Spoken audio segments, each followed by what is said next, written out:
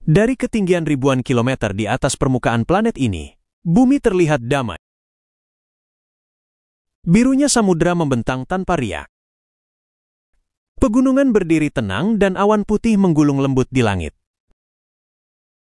Namun, di balik ketenangan itu, bumi menyembunyikan kekuatan yang nyaris tak terbayangkan. Energi yang selama berabad-abad menumpuk, sabar menunggu sampai tiba waktunya untuk dilepaskan. Dan ketika itu terjadi, gempa bumi.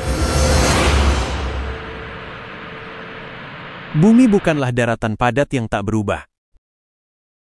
Di balik tanah yang kita kenal, tersusun atas beberapa lapisan yang luar biasa. Terdiri dari inti dalam ia, yang sekeras besi dan sepanas permukaan matahari. Inti luar I, yang cair dan bergerak seperti logam mendidih. Mantel bumi, batuan semi padat yang perlahan mengalir. Kerak bumi, yang hanya beberapa kilometer tebalnya dan tempat semua kehidupan berlangsung. Di kedalaman inti bumi, suhu bisa mencapai setara panas permukaan matahari.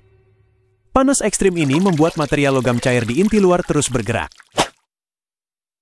Material yang lebih panas ini akan naik ke atas, sementara yang lebih dingin akan tenggelam ke bawah, sehingga menciptakan arus konveksi raksasa yang tak terlihat dari permukaan.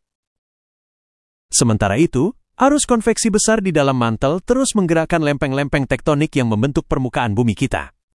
Ketika lempeng ini bertemu di batasnya, berbagai hal bisa terjadi. Mereka bisa bertabrakan atau zona konvergen. Bisa saling menjauh atau zona divergen. Dan bisa saling menggeser atau zona transformasi. Pergerakannya mungkin hanya beberapa sentimeter per tahun, tapi tekanan yang tercipta sangat besar. Lempeng-lempeng ini bisa terkunci di titik tertentu selama puluhan hingga ratusan tahun. Dan ketika gesekan itu tak lagi mampu menahan akumulasi energi, terjadilah pelepasan dahsyat. Seperti bumi bergetar dan tanah berguncang, yang kita kenal sebagai gempa bumi. Gempa bumi bisa terjadi di mana saja, tetapi beberapa wilayah menjadi medan utamanya ialah cincin api Pasifik. Tempat sebagian besar gempa besar dunia terjadi, Mid-Atlantic Ridge, jalur retakan raksasa di dasar samudra, dan Alpine Belt, jalur yang membentang dari Eropa ke Asia Tengah. Ketika gempa bumi terjadi, para ilmuwan menggunakan alat bernama seismograf. Alat ini mampu merekam getaran sekecil mikrometer dalam bentuk garis-garis bergerigi.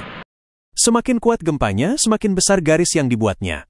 Kini, kita tidak lagi hanya mengukur getaran, tetapi juga mencoba memahami besarnya energi yang dilepaskan.